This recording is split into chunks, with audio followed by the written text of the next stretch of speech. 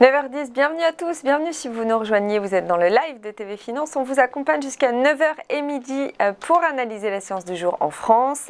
Une séance qui va évoluer au rythme de nos market movers du jour, des market movers que nous révèle tout de suite notre invité. Il s'agit de Bernard Prat-Desclaux, trader pour compte propre et auteur du livre Stratégie de marché. Bonjour Bernard, merci d'être avec nous ce matin dans le live. Bonjour. 3 valeurs donc que vous nous avez identifiées pour nos téléspectateurs et internautes. Et ce matin, vous nous proposez de commencer avec cette première valeur. Il s'agit de Air France, la compagnie aérienne, qui a bénéficié d'ailleurs d'un soutien en capital considérable de 4 milliards d'euros. Mais en contrepartie à cette décision de céder 18 créneaux journaliers à une autre compagnie, Vueling. Alors comment réagit le titre ?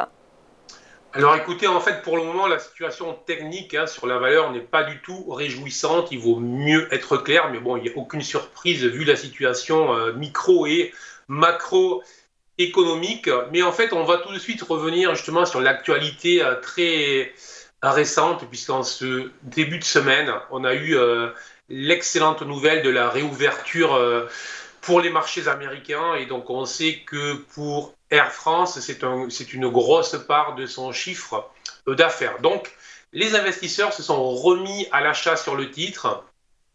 Mais lorsqu'on prend justement un petit peu de recul en dehors de cette nouvelle-là, on voit tout simplement que les investisseurs avaient aussi remarqué que la moyenne mobile 100 est très intéressante sur cette valeur puisqu'elle a servi à 2 reprises de support et à 2 reprises de résistance. Et justement, on est en train d'essayer de la franchir.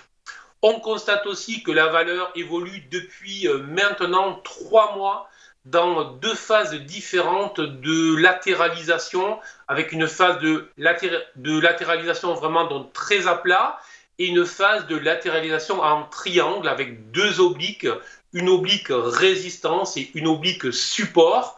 Donc ces 2 obliques sont en train de faire que le cours est en train de compresser et toutes ces compressions sur les actions généralement sont le prélude à des mouvements très impulsifs et nous en tant qu'investisseurs évidemment c'est ce qui peut nous intéresser, un mouvement très impulsif. Donc pour le moment en résumé on est sur une configuration technique pas très intéressante et plutôt inquiétante, mais attention, si jamais la valeur venait à s'extraire de cette zone, nous pourrions avoir une accélération.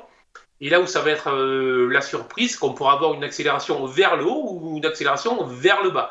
Donc évidemment vers le haut, donc au-delà des 4,3 euros, ça sera très intéressant avec un objectif rapide potentiellement au-delà des 5 euros, donc un potentiel haussier de 17 à 18%.